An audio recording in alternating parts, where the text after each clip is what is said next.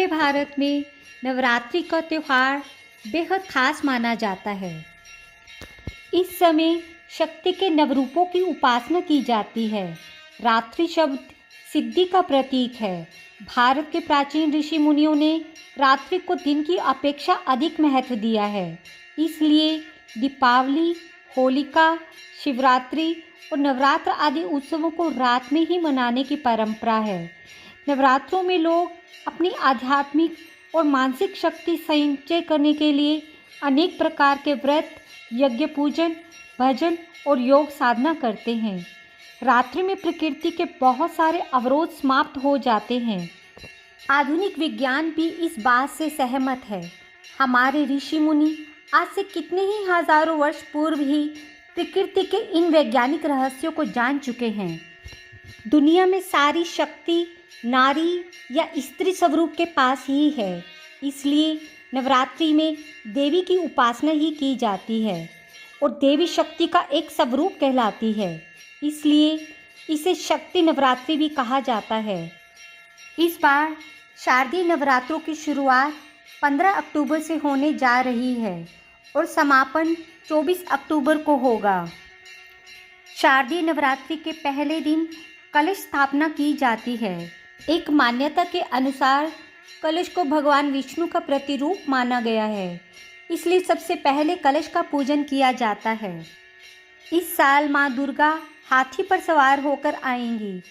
वाहन के रूप में हाथी पर आना बेहद फलदायी माना जाता है।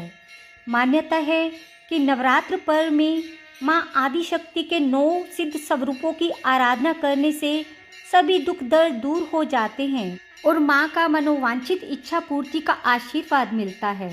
माँ दुर्गा के अवतरण और असुरों के संहार से जुड़ी हुई पौराणिक कथाएं वर्णित हैं।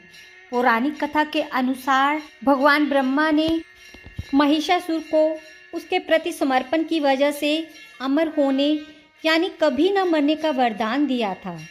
वरदान देते समय भगवान ब्रह्मा ने कहा था कि महिषासुर को एक स्त्री ही हरा सकती है।